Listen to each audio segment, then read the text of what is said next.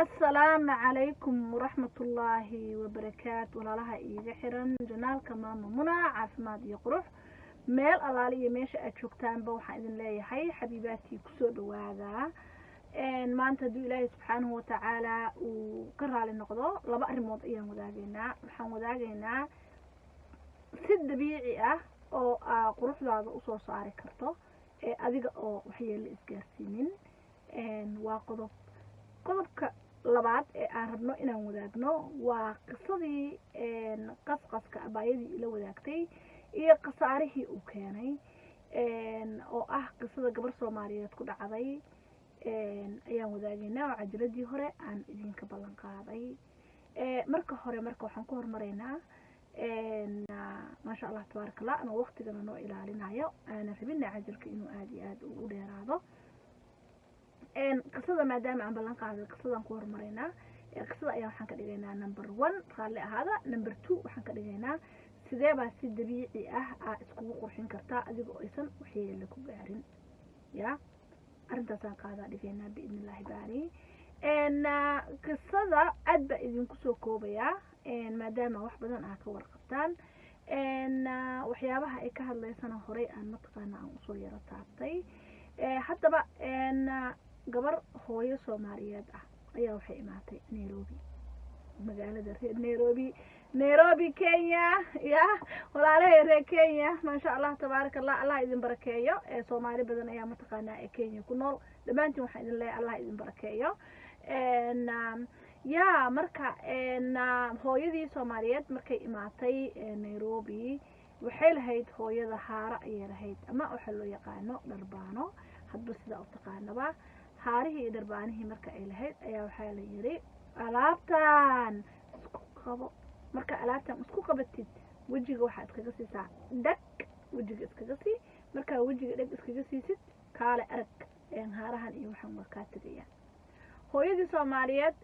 dhag ay isku siisay haarihii maxaa ahaa qasqaskii wixii loo keenay ayay marsatay alaab yar oo mataqaana dhiiqa yar oo qasan ama caaga ku dufto ama baca ku jirto whatsoever kab marka isku siisay waxay tiri isla markiiba waxa ay horay dhaxday wajiga dhan dhinac ka mid ayaa waxay tiri ur iyo mataqaana hola iga kacay bas waxay tiri marka wajigaygii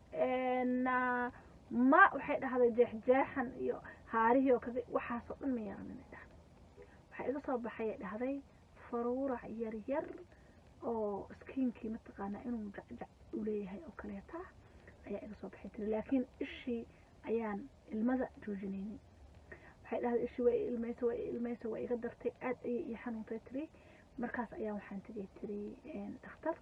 dhakhtarkiina wuxuu ii sheegay dhahday xididka halkaan gala oo isha ka baxa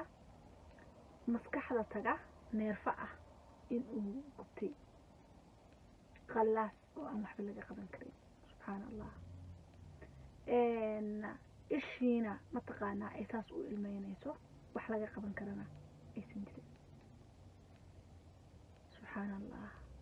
kolley waxyaabo fara badan oo ay keento qasqaska wuu jiraa sida kansarka skiinka oo mataqaana qarqarxa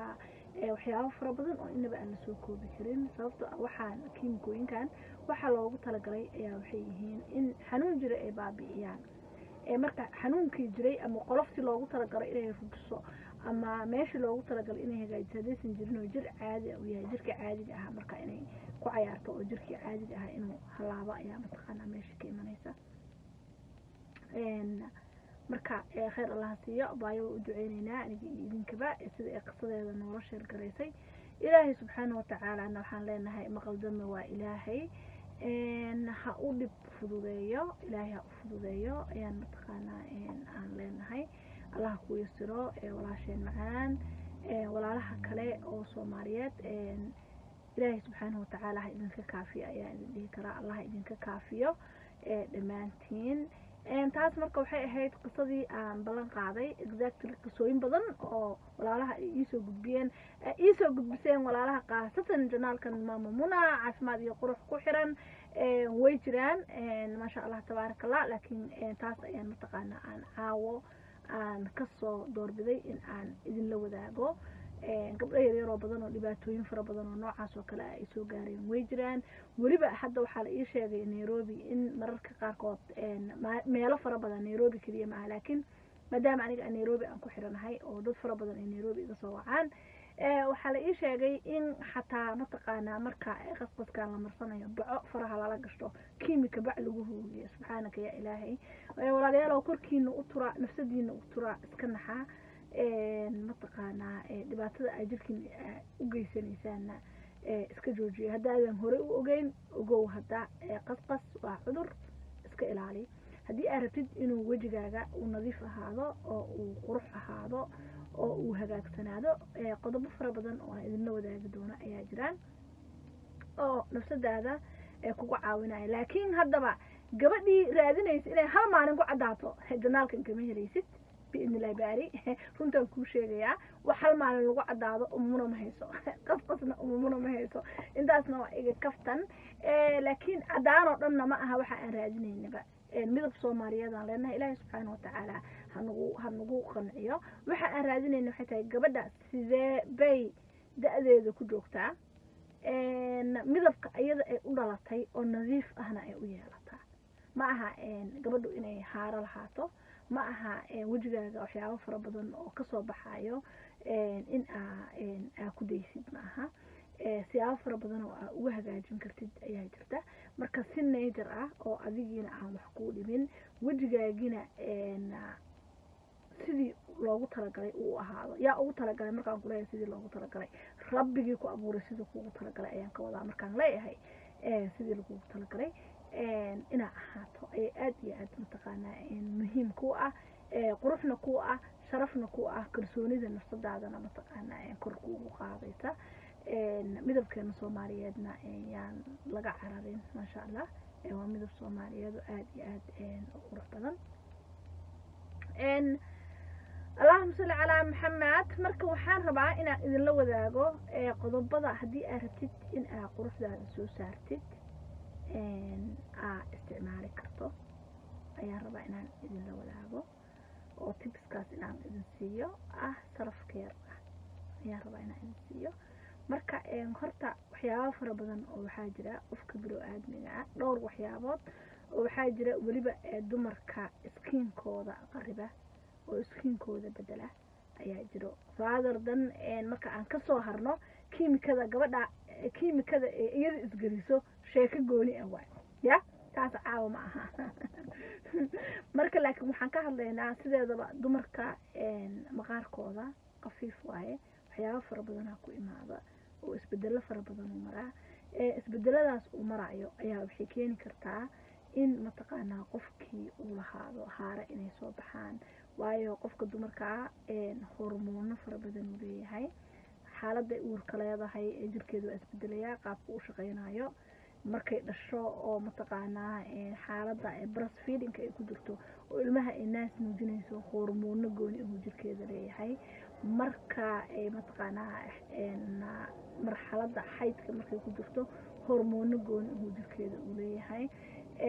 climate-ka iyo hadba qofka mataqaanaa shaqada uu sameynayo life-kiisa waxa ku dhacayo iyadana waxaa jirto waxyaabo mataqaanaa ka soo raacaya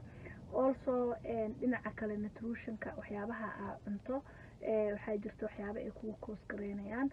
whole body health marka caafimaadkaaga guud